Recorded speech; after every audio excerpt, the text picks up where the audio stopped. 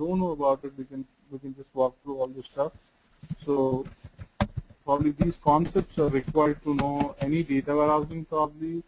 These are the basics I can say, like, you know, ETL, BI, anything you should know about these things. Stars, snowflakes,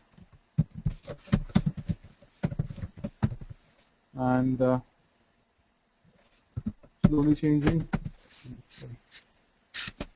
You should know what is a slowly changing dimensions, different types, and you should know what is a junk dimension, conform dimension, and a data warehouse architecture. So probably in the real-time scenarios, you should know what is an SDLC, how it works, and what is the flow of data warehousing projects happen in a real-time scenario. So these are the minimum things which are required, and the basics prior to these things you need to know is SQL thoroughly. So people who are not aware of SQL, they should know SQL in terms of like, you know, very basics, probably joins, group functions, subqueries, and views. It will be good if people knows if it is a, like, you know about materialized views, if it are the Oracle, or if it's Teradata, they should know what are the join indexes. Okay, so these are the things which are required to get into the any other BI tool. May not be MicroStrategy, it may be Vios, Cognos, Hyperion, or any other thing. Okay, so these are the minimum things which are required. And apart from these things, as we are about to start about MicroStrategy, as I already told you, so people are, you may put some experience in MicroStrategy, but that's the reason. Till 2010, MicroStrategy was using 8 version, April. In April 2010, it was launched with 9 version. So what is the difference between 8 version and 9 version here? So till 8 version, MicroStrategy is purely a relational online analytical processing tool. In the sense, it's a purely roll-up tool. Okay. From 9 version onwards, it has got an essence of, I can say, essence of MOLAP functionality. So what do you mean by MOLAP functionality? Multi-dimensions. For an example, if you take Cognos as a reporting tool, it's purely a MOLAP tool which has got everything in all types of cubes into it. In the sense, so that particular concept was introduced into MicroStrategy, the intelligent cubes concept, intelligent cubes. That's the reason MicroStrategy has got an essence of MOLAP functionality, and to an extent you can say MicroStrategy is a hybrid online analytical processing tool. Okay. Now, as I already told you, you have different varieties of components in MicroStrategy, same as other BI tools. But what is the difference? I'll just walk you through here. So you have different components here. So I have installed just now a MicroStrategy version for you people. I can just show you here itself. Before that, I'll just type it here. Desktop web intelligent server. So you have narrowcast server, you have command manager, you have enterprise manager,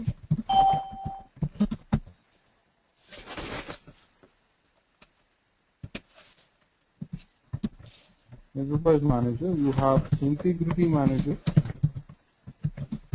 you have object manager, and next you have Office, mobile, and SDK. So these are the different components are available in MicroStrategy. So let me give you an idea. Probably most of the people have attended the last class, but anyways, it's better to, like, you know, I don't see any problems listening first. So before coming into this particular one, so as I said, we have 3 roles available in MicroStrategy in the market. One is an administrator, other is architect, the other is developer. Okay, so the architect's job is more challenging when you compare with developer and administrator. So After that, developer will be more interesting job. When I say interesting job, you will be interacting with reports, dashboards, the flash mode, and all those stuff actually. So now, desktop and the web are special components for architect and developer especially, who will be working 100% of their task will be done in this particular two components. So they can work on the mobile, they can work on Enterprise Manager, but if you want to categorize the percentage how they work, I can say 80% of the job will be done in the desktop and the remaining 20% of the job will be done in the web. So what do you mean by that? So desktop is a software where you install your MicroStrategy in your local machine and you will be connecting to a particular server, maybe the server residing in any place of the world. So you will be interacting with that server to create your being an architect, you design the project, you do your modeling there, and after that the developer comes into picture and he creates reports, dashboards, cubes, data mart reports, whatever required for your project deliverables, including all the objects what the architect has designed and what are the ingredients are required for that. Using these things, he creates the reports and dashboards. Finally, we need to give it to the end user, and where the end user will be looking at these reports, through a browser, probably a URL. So he will not have the desktop and software everything. So after the completion of the actual development, it's our duty to do the unit testing, whatever, in the web, not in the desktop. So while doing this kind of testing, you may come across some kind of formatting issues or whatever, all these things you will be fixing them directly interacting in the web. And these days in the latest version, 9.2 version is the latest version what we are using right now. So we can create certain reports, dashboards with a limited functionality directly in the web. Okay, but the best practice is to create reports, complex reports and dashboards in the desktop and test it in the web. There are few features available for end users or power users, you name them like that. So they can directly create ad hoc reports, by themselves. You can call it as a, most of the time that's what the ad hoc reports are, the things which are created by the end users. Now, intelligence server, heart of MicroStrategy. Without this, there is no 3-tier architecture, and more than 3-tier means 4-tier and 5-tier architecture. So I'll be talking about this intelligence server in detail probably after this component. If anyone have any doubts, let me know so that I can give you more information on that. Once this is done, I'll walk you through with the software and everything. Okay. Now, Narrowcast server. This particular thing is used for distribution services. Okay. What do you mean by distribution services? Let's say, for example, I'm in US and my CEO is in UK, and probably my server or a database is in India. So I need to interact the reports and data from India, and I need to create a report, dashboards, and I need to send it to UK, wherever my CEO resides. So this particular thing, I should make it as a daily job, in the sense schedule it every night, 12 o'clock, the report need to be exported to Excel or PDF, it need to send to my CEO. So what are the options available in MicroStrategy? I can send this particular thing through email, phone, pager. So these are the 3 options which are available in MicroStrategy Narrowcast services, which are available to schedule, subscribe to a particular person, to send it to his mobile or pager, or using SMTP servers to email.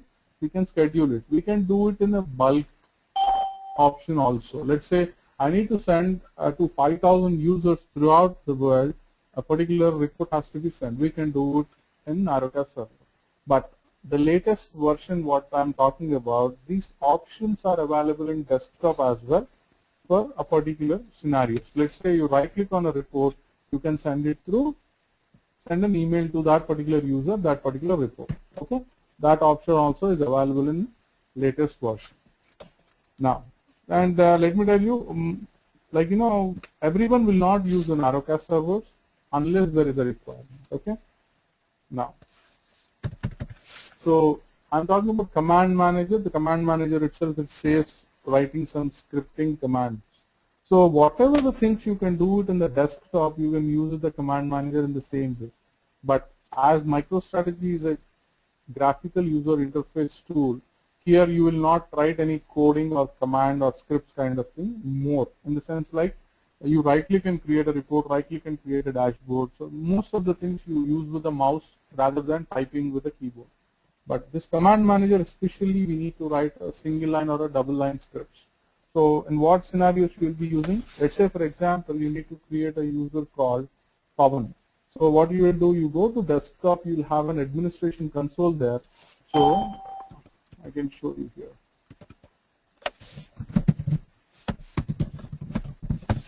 So you'll be having an administration console. If you want to create a particular user, what you will be doing? So you go there, go to the administrator, user manager. So right click, new, it's a group. Let's say, for example, I've created a group called dev group. Okay, save it. Enter into this particular group. You can create inside another group or a user.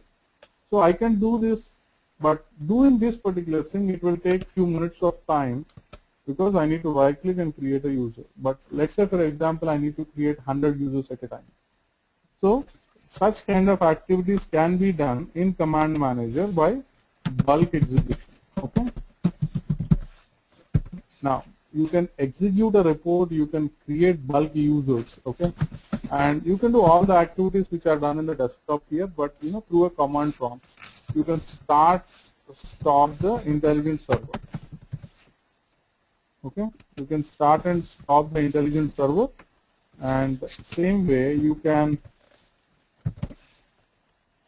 alter the users, you can purge the cache. So everyone knows about cache, right? Hello? So we have Ashok, Kalyani, Kanti, Sirisha. So I guess everyone knows about this information. So let me go ahead. Sorry? Can you please give me a brief information on cache? So cache is something like a temporary memory where it stores a particular session's information. Let's say, for example, I have a report where I need to run it for the first time. Let's say, for example, I've run a report in the morning 7 o'clock. So that's the first report run. So within that particular session, if I run this particular report n number of times, it pulls the data from cache instead of getting from a database. So once you run it, it stores the data in your cache. From there it will take it. Okay. I'll explain you anyways in the architecture part. Okay. After this, Enterprise Manager is used for audit and log purpose. What do you mean by this? Now, in a big MNCs like enterprise data warehousing where it is implemented, so you might be using different departments of users will be interacting with your reports, and where you need to have maintenance would be a big problem. Administrators will be creating users maybe duplicate users were created, and it's very hard to maintain multiple teams available who are interacting with MicroStrategy reporting. Such kind of environments, to maintain it, you use this Enterprise Manager. So what are these things? How many valid users are available in MicroStrategy? How many reports were created by Sirisha in last 6 months? How many reports were deleted by Ashok in last 2 days? How many valid users? How many duplicate users? All these things, all the logs and related to audit information you can see here. Okay. Now, Integrity Manager, and as I already told you about this in the last class, it's very rarely used component. So this is used for testing purpose, in the sense comparing the two projects, baseline projects or two main projects or two reports or baseline reports. Let's say, for example, when I did use this, as I told you, till April 2010, I was using an 8 version since almost 3-4 years there. I might have created 5,000 to 3,000 to 5,000 reports, objects, whatever. Suddenly MicroStrategy came and it asked me to migrate it to 9 version. So I need to make sure my production box, when I point it to 9 version, Whatever the reports end users are working, it should replicate the same thing here. It should not, the look and feel should not change. You know, probably I need to train my users and all those things I need to look into. But before getting there to the production level, what I need to take is I'll pick a complex reports and projects from existing 8 version. I'll take the metadata for those things. I'll promote it to 9 version. I'll test it, compare with 8 version reports with 9 version reports, and see is there any difference in like, you know, pulling the data, execution of the reports, and all the points. I'll look into it. If everything works fine, then I migrate it to the 9 version. Okay. So these kind of things can be done in Integrity Manager. Let's say, for example, you have moved your report from QA to production, but you are expecting something, but production environment it's not working in that way. Let's say the SQL generated has got 40 passes of SQL in QA, but you're getting 39 passes in production. There was a mistake happened or something is happening. You can compare with this particular thing. So most of the ETL people and database people, if you're using Toad or Edit Plus, you know, you can compare, or you can write an FC file comparison to Unix probably. So, you know, depends on the scenarios. They're using different components for that. But in MicroStrategy, you can use this Integrity Manager. Now, this is a day-to-day activity for administrators. This one, as you know, everyone, you have Dev, QA, and production. These 3 servers are available in MicroStrategy. I mean, any other software project, you take it, these 3 will be servers. You know, you may have a validation or a staging extra for these ones, but whenever you create a new project, that object you need to migrate it to QA and production. So you use this particular component for migrating a migration object from one server to another server. So now you can ask me, apart from migration, will Object Manager work for anything? No. Only migration can be done with Object Manager.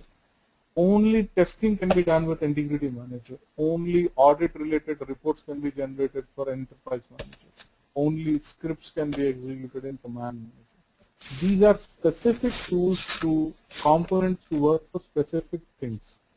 You understand? So this is what the importance of MicroStrategy. And why MicroStrategy is famous? Just because of intelligent server, what it has got with a powerful analytical engine. I'll talk about that. Now, Office. I can compare this particular thing with MS Office in the sense I can export the reports to Excel, PDF, HTML, MHT, Flash mode, or any other exporting options I do have in the market. I can do it from the desktop. So why specific to Office? Let's say, for example, I need to do pivoting. So I need to swap the rows to columns, columns to rows. I need to do some kind of analysis, like, you know, I need to slice and dice the reports, and I need a flexibility. Okay, such kind of typical activities can be done using Office. So again, so people, most of the people, they'll not purchase the Office licenses unless or until they require these kind of things like Office, Narrowcast Server, Integrity Manager. Very few people will be using these things. Narrowcast Server may be used by the people, but Office and other stuff they may not be using it. Mobile. Earlier it was strict for iPad, iPhone,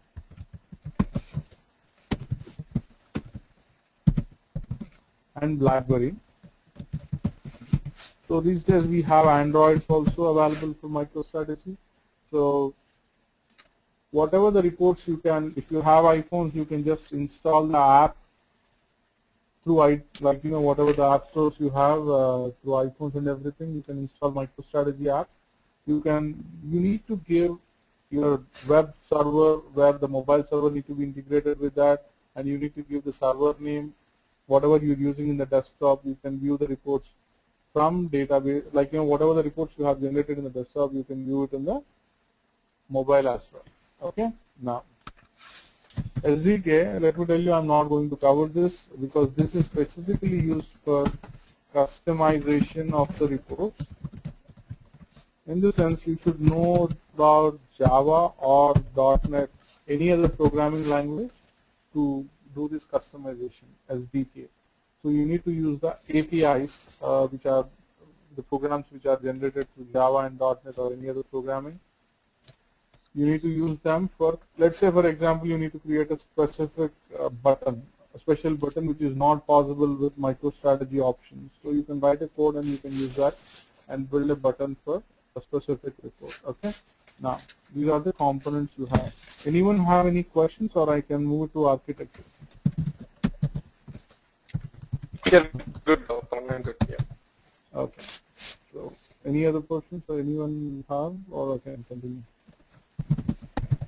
2-tier, 3-tier, 4-tier, 5-tier. I think most of the people have already listened about it, but anyways, that's fine.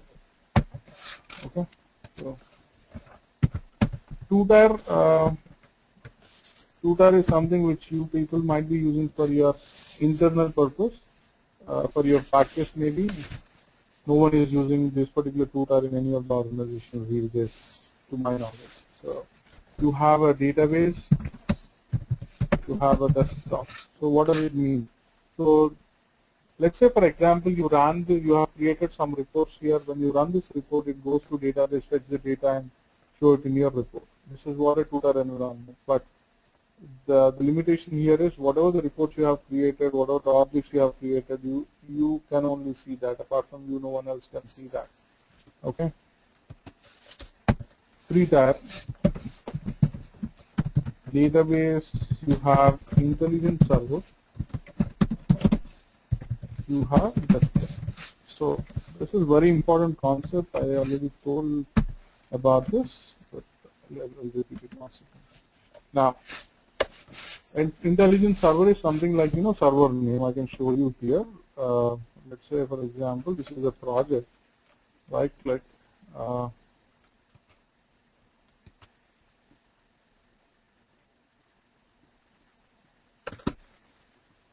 New project source. You see this server here. Here, this is a direct means 2-tier architecture. Means directly connecting to a local database. It may be a physical database like Oracle, like using ODBC connection, or you can join with an MS Access or Excel, CSV, whatever you have. Now, server, you need to give the server name here, whatever the server you're using. Okay. Now,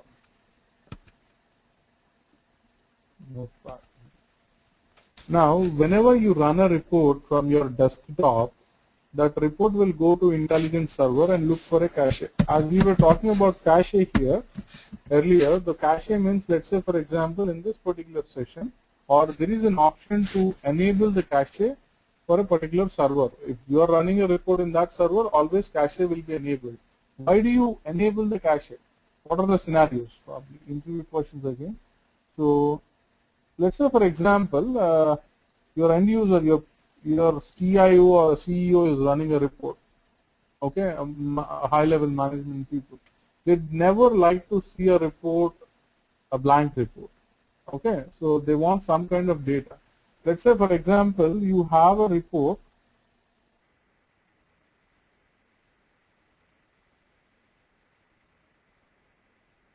Probably the users start looking at it every day at 10 o'clock.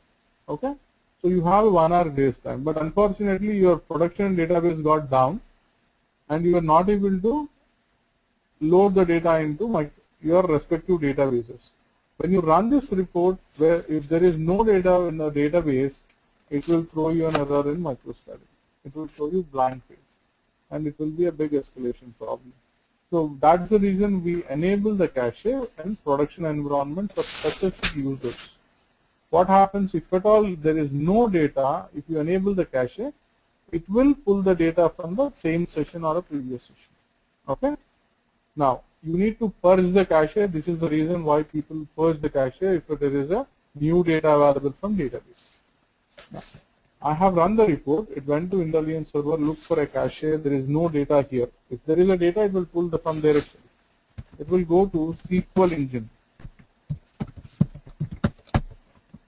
MicroStrategy using the objects what you have, the dimensions, the facts. You call them in MicroStrategy as attributes and facts and metrics, etc., etc. All these objects will generate multiple parses of SQL, and that will be generated in SQL engine. Taking that SQL, it will send it to query engine. These queries will be sent to database, and they execute the queries there. The output of the result will send back to query engine, from there to database desktop of the report. It will be shown in the report. This process will be done less than a second time. It depends on the data what you are pulling. Now, analytical engine. So this particular thing is pretty much famous. So probably it will be available in multiple BI tools as well. But here, a small example. Let's say you have a salary and a commission. These are the two columns in the database table you have, and you need to calculate certain special calculations. What is the percentage of commission for a particular employee in his department, or else you want to calculate commission into salary, commission plus salary. These kind of calculations are not available in database. So such kind of things you can perform certain arithmetic, logical, or OLAP or analytical functions on this particular thing, and which are handled by analytical engine. On top of it, query engine, you pull the data, you perform such an activities and show it in your report. This is called three-tier architecture. Now, database, intelligence server, desktop. You have this intelligence server is directly connected to web as well. I cannot show you probably in a graphical way. So this intelligence server commonly connected to desktop and web. Whatever the activity is done in the three-tier, everything can be done in the four-tier as well. When you run a report from web, everything the same flow, desktop, same flow. Got it? Now, five-tier. You have database, you have IS with desktop and web. This desktop, not the web, desktop is again connected to narrowcast server.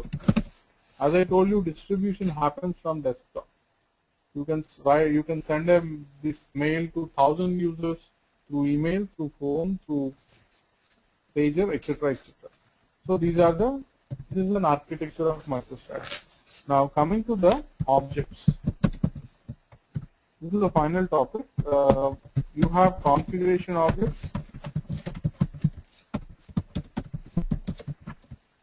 You have schema objects.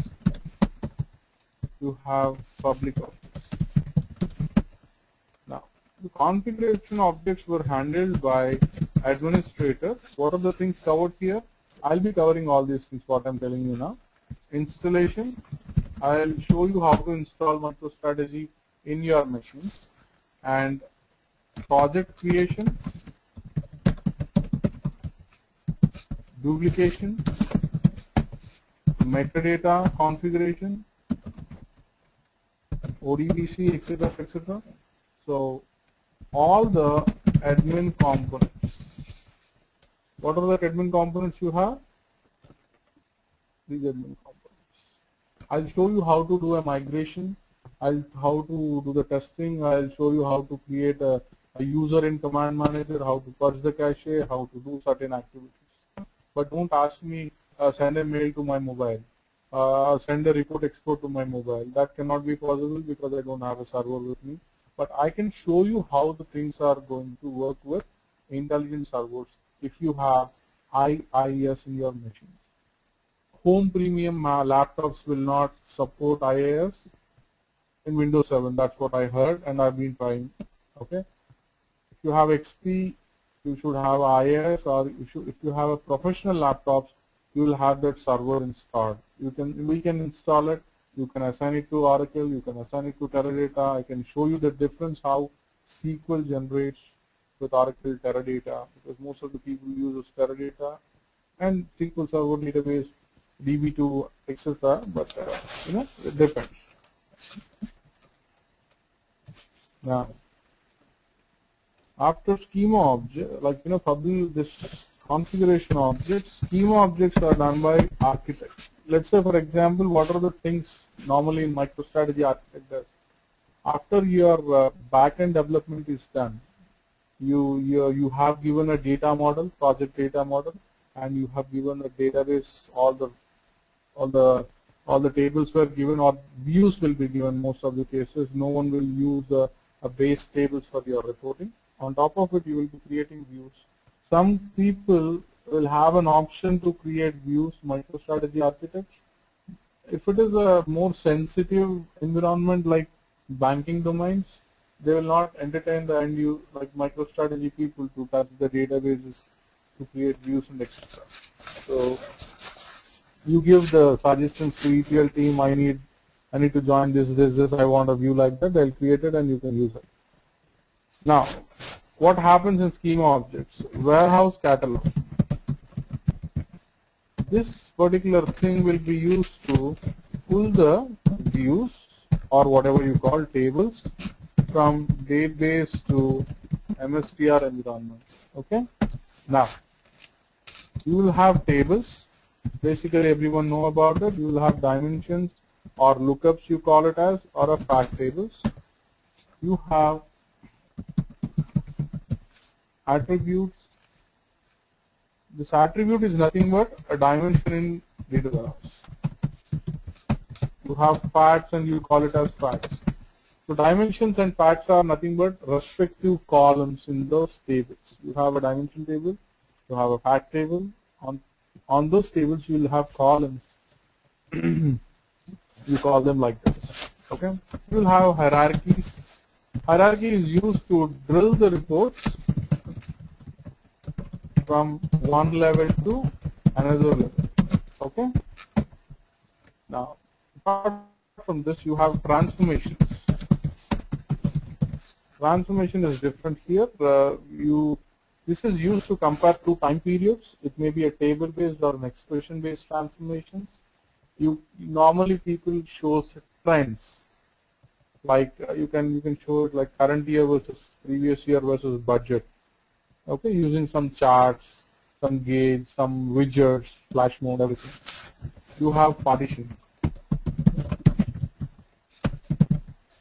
This particular thing is very rarely used, to be frank, because unless or until you are hitting 1 billion records of a table, or like more than 750 million or almost 1 billion or 6 million records of table where you are creating ad hoc reports. So I can give you a scenario. Let's say, for example, you have different currencies. You are working for a Lakme project or a Walmart project. So you have different currencies available, that an exchange rate table is there. So what you do, you should have a local currency, US dollar, and constant dollar will be there. These are the three things. All these records will be stored in one particular exchange table.